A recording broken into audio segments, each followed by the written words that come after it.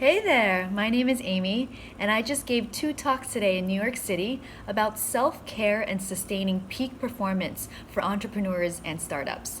And I wanted to make this video because I thought that there were some really interesting things that we got to talk about that I wish all people who work knew, because we're working harder than ever before, and many of us are suffering burnout. I burnt out really badly a few years ago, to the point where I ended up in a hospital in Poland. But I was able to make a full recovery, and some of the things that I've changed about the way I work are things that now make me feel more creative and more energetic and joyful than ever about my work. So here are some of the things I wanted to share with you. So number one, this sounds kind of stupid, but it's a fact. We are not machines. Yet we are expected, and we expect one another to work like machines. Machines meaning we have a constant output, we show up for work every day, maybe we take a vacation, but everything has to be predictable and has to have an exact output. The thing is, we're organic systems that need replenishing and to be recharged. And actually, machines need an energy source too, don't they? Your phone needs to recharge at the end of the night. So do we. So this was the first thing to say and ask the crowd, what is it that truly recharges you? And as you start thinking about that, I think it's useful to think about the different kinds of energies that we have access to, and then the difference between time and energy. Because I think we all tend to glamorize this idea that we work 100-hour weeks, we're working all the time. It feels like almost this badge of honor that we wear in our society, when really shouldn't we be thinking about output or creativity or how much energy or effort it took? Because if you can get the same outcome from a shorter period of time that you spend working, isn't that better? So why are we measuring by hours? And if we think about time versus energy, time is a finite resource. You'll never have more of it. We have the same number of hours in the day as Beyonce, as they say, and it's not within our control. Energy, on the other hand, is nuanced. It's different. It's almost the opposite, meaning that we do have control over how much energy we have, and we can renew it. We can get maybe not an infinite source of it, but we can create more of it within ourselves. And when we apply energy to a problem as opposed to just hours and time, I would argue that a high energy attack at a problem would yield a better result in a shorter period of time than just using depleted energy over a long period of time to get something done. So with that in mind, when we think about energy, what are we replenishing? When someone says to me, I'm tired, my follow-up question is, in what way?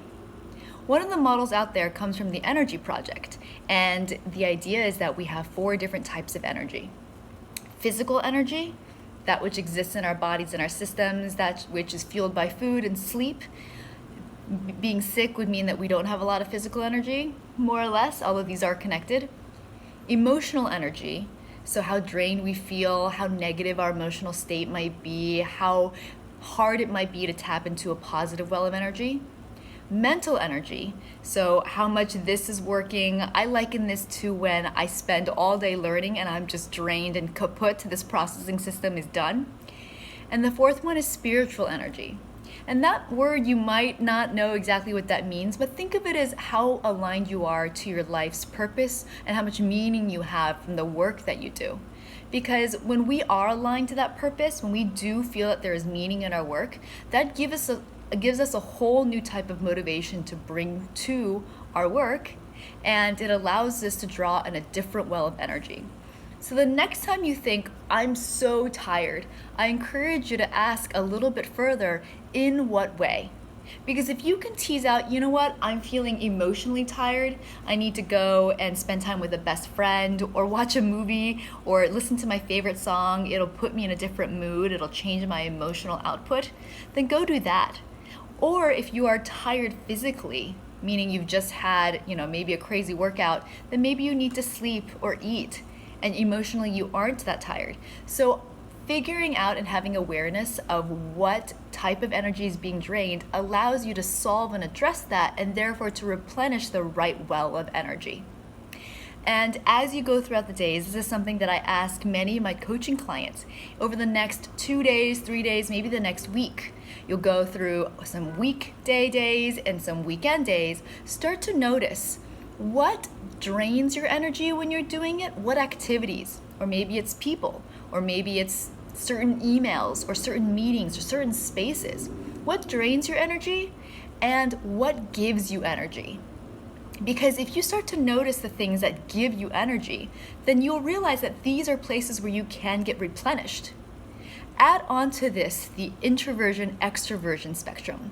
Introverts being defined by they get energy by being with themselves and being alone and not around other people, and their energy is drained when they're around other people.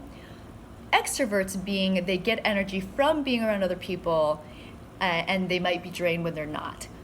So if you notice that certain people or certain environments, certain activities, certain things give you energy, whether that's playing music, listening to music, hanging out with your friends, or being alone and journaling and knitting, crocheting, or playing with your dogs, put that in your renewable energy category or column, and go to that when you feel drained. When you feel physically drained, you'll have the antidote.